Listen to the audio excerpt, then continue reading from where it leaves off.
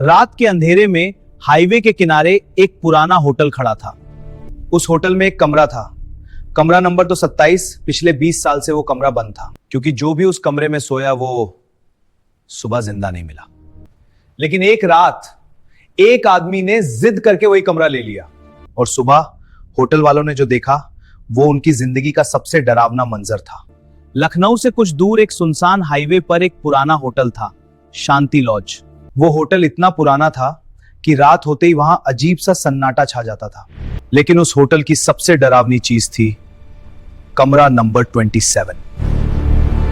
20 साल पहले उसी कमरे में एक लड़की ने आत्महत्या कर ली थी। तब से लोगों का कहना था कि उसकी आत्मा आज भी वहां भटकती है। इसलिए होटल के मालिक ने वो कमरा हमेशा के लिए बंद कर दिया। एक रात तेज बारिश हो रही थी। करीब रात 1 बजे एक कार होटल के सामने आकर रुकी। कार से एक आदमी उतरा। उसका नाम था अर्जुन। वो बहुत थका हुआ लग रहा था। अर्जुन होटल के अंदर आया और बोला, मुझे एक कमरा चाहिए। मैनेजर थोड़ा घबराया हुआ बोला, सिर्फ एक ही कमरा खाली है, लेकिन वो बंद है। अर्जुन ने पूछा, क्यों? मैनेजर धीरे से बोला, वो कमरा नंबर 27 है। अर्जुन हंस पड़ा। भूत प्रेत जैसी कोई चीज नहीं होती। आखिरकार मैनेजर ने उसे कमरा नंबर 27 की चाबी दे दी। अर्जुन जैसे ही कमरे में गया, उसे अजीब सा ठंडा एहसास हुआ। कमरा साफ था, लेकिन बहुत पुराना लग रहा था। कमरे की दीवार पर एक बड़ा आईना लगा था। अर्जुन बिस्तर पर लेट गया, लेकिन रात 3 बजे अचानक उसकी आंख खुल गई।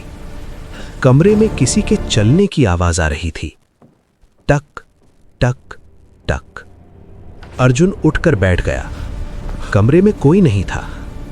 तभी उसकी नजर आईने पर पड़ी। आईने में किसी की परछाई दिखाई दे रही थी। एक लड़की, लंबे बाल, सफेद कपड़े और चेहरा पूरी तरह काला। अर्जुन घबराकर पीछे मुड़ा, लेकिन पीछे कोई नहीं था। जब उसने फिर आईने की तरफ देखा, वो लड़की आईने के अंदर खड़ी थी और धीरे धीरे मुस्कुरा रही थी। अर्जुन डर कर चिल्लाया, कौन हो तुम? लड़की ने धीरे से कहा, तुम मेरे कमरे में क्यों आए हो?